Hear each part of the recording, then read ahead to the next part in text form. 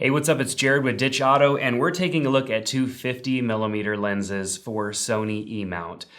These are 50mm lenses, and they are great lenses, both of them, but they're on two different ends of the price spectrum. Now, several months ago, Sony came out with an inexpensive 50mm lens. This is a 50mm F1.8, which means it's made for the full frame sensor. But you can use it on the smaller sensor cameras as well, like the A6300.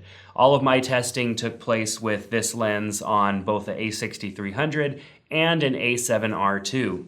Now, even more recently, Sony came out with a 50mm lens that is a bit more expensive. This is the F1.4 50mm lens, which is a fantastic lens as well. I've been using this lens for about a week and a half now since I first got it, and it's just been blowing my mind. It's a great lens.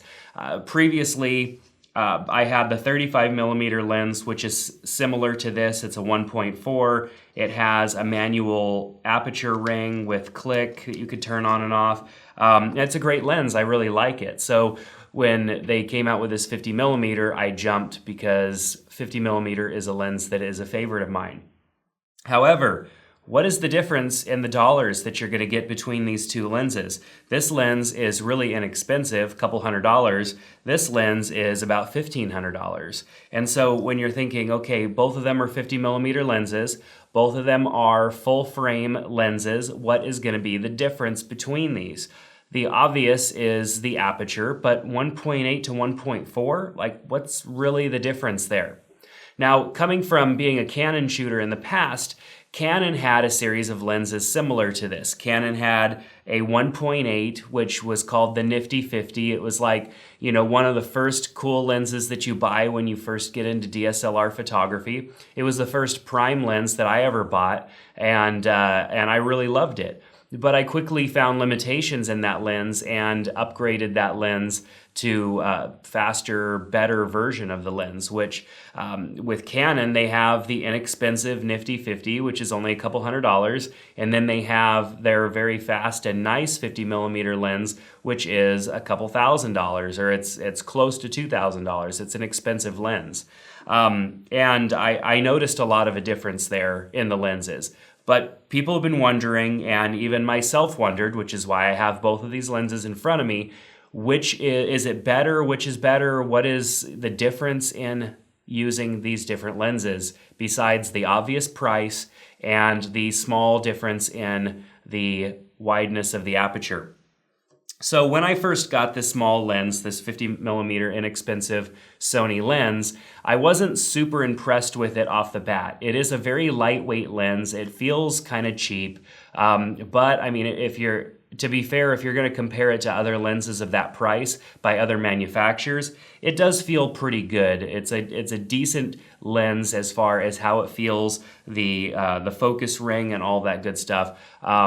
For the price, I feel like you're more than getting your value out of buying this inexpensive lens. It's just a great lens. It is slightly noisy in focus. It's hard to show you that, but when autofocus is working, it is a little noisy. My main concerns were going to be how well is this lens going to perform with focusing both when I'm trying to shoot photos and when I'm trying to shoot video. Obviously, a lens that's kind of noisy, not image noise, but noisy as far as sound goes, it's going to make it hard for you to film with because in your footage, you're going to hear the lens moving, and you don't want that. However, I was unable to hear that. In most situations, I'm using like a microphone, a shotgun microphone, and that is enough distance and vibration dampening that I was unable to hear the noise of the lens as it's focusing. I know that the lens noise was happening because I could kind of hear it and I could feel it in my hands, but it wasn't enough to actually hear when I was filming, as long as I was using like a Rode video mic or something like that. It's also pretty fast in its autofocus. It's not as fast as this lens or other lenses that are higher up in the market, but it was pretty fast. In photo autofocus, it did really well during the daytime. It struggled a little bit more at nighttime finding focus, but in video and continuous autofocus mode, it did a really good job of starting out on an object up close and then focus shifting to the back of something that was further away. I was really impressed at how fast it was and how responsive it was. This lens definitely is a lens that I'm not going to get rid of because it's just a great lightweight travel lens. It's so small and it fits and just looks great on this A6300. And when I use my A7R II without a battery grip on the bottom of it, it makes for a nice compact package that way as well. All right, so let's shift thoughts over to the more expensive 50mm lens here. This lens is fantastic, and I'm gonna have a full review of it soon. I need a little bit more time with it to get some more photos and video so that I have a good range of stuff to show you guys. But this 50mm lens definitely lives up to its price point and the hype that has surrounded it of recent. So this lens is definitely sharper. It produces sharper images. I feel like with the cheaper 50mm lens, it got a little soft around the edges of the photo. Also, if you pointed the camera and had sunlight spilling in, the lens didn't handle the sunlight spilling in as well. There was definitely more chromatic aberration than with this higher end lens. And that's going to come from obviously there being better quality glass in this lens than this one. There's more glass in this lens than there is in this one. And just the way that this lens is built, it's built to handle a lot more. And that's obviously in the price, but that's why Sony has a variety of lenses across the board, as does Canon and Nikon and all the other manufacturers. They typically have cheaper lenses, which are good lenses and great starter lenses, but as you get more serious and want better image quality, you upgrade to better glass, and that's where we're at with this lens. Now, what I'm really holding out for is that Sony release their next G Master lens as a 50mm. That would be great. If you want to know more about those G Master lenses, definitely check out some of the other videos that I have here on the channel where I've showcased those. Some of them unboxings, but we're working on some reviews as well. The G Master lenses are just amazing, but if we're looking here like cheap, middle, they're over here, and even a couple of them are like way over here. So anyways, they're great lenses. But this 50mm lens, what I really like about it is Sony's done a great job with their manual focus. Now, the manual focus is not mechanical on these Sony lenses. It's fly-by-wire is what it's called, I believe. And that means that this is a switch and you're rotating this, and mechanics is rotating the actual focus and making the focus happen. And in earlier lenses, there was a little bit of lag there. You would start to focus and the camera would lag behind you, and it just wasn't a very natural feeling. Maybe you're trying to focus on something and by the time focus gets there, that action has already moved or whatnot. And so it just was a broken experience. But Sony has done a really good job with getting around that. There is a slight bit of lag with manual focus on this 50mm, the 1.8 here, but not much. They've even done a really good job on the inexpensive lenses with that.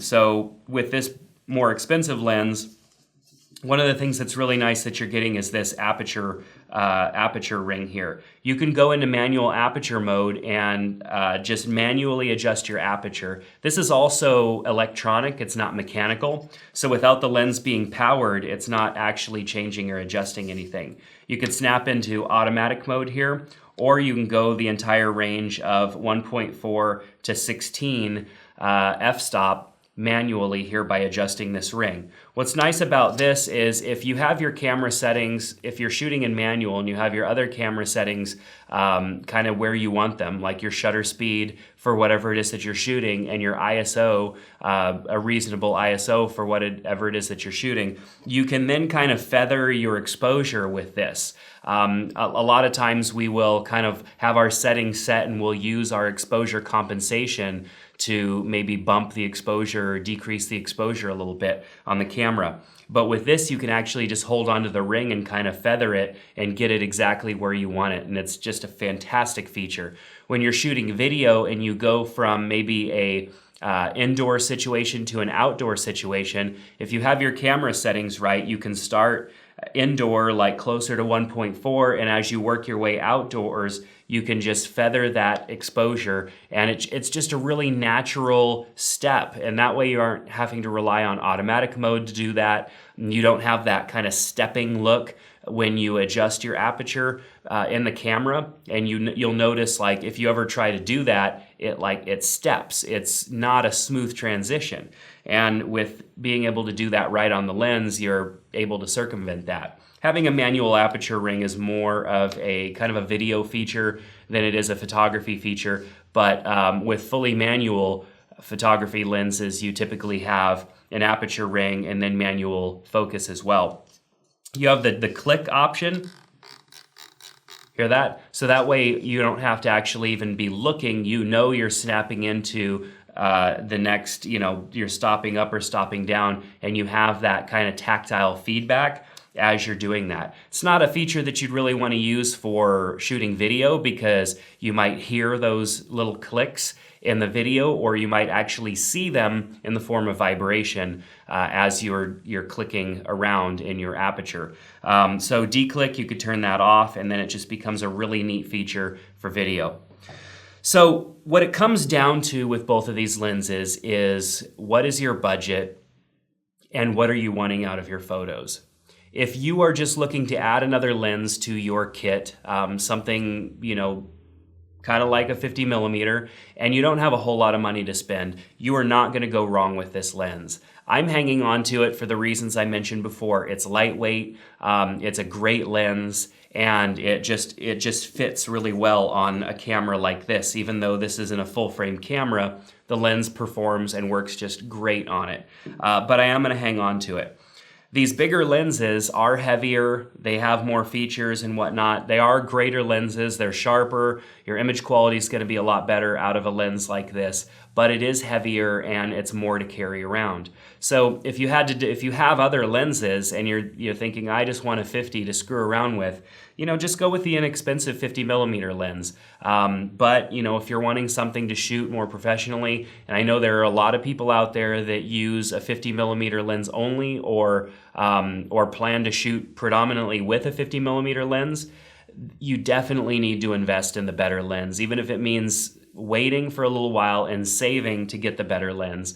I just believe in the fact that the better build quality, the better glass and all of that stuff produces a better image. And it's obvious when you go out and you spend a little bit of time with a better lens that, you don't have to work as hard at avoiding the sun. You don't have to work as hard at avoiding different things that may react differently with the lens that you're using when you have a better lens. That was something that I really noticed when I was shooting Canon, and I stepped up from the $300-400 lenses to the $1,500, $2,000 lenses. It's a huge step in price, don't get me wrong, but the quality and everything that comes along with those lenses are just greatly improved, and that's the same exact story to be said between these two lenses.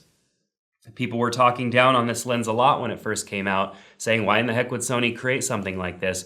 But to me, I have been referring this lens to people left and right that say, I have a couple $100, I want a new lens, what should I get? This 50mm lens is exactly what you should get. And there's links in the description below here for you to check out this lens and that lens. You could check out the specs and compare them side by side and all that stuff. But when it comes down to it, if you're trying to decide whether to spend a couple $100 on some, new lens for your camera, this is the one to get. If you're shooting more seriously, maybe even professionally, obviously this is the lens for you to get. Even if it's outside of your budget, wait for a little while and get this, because this lens for you is probably going to be a little too soft around the edges.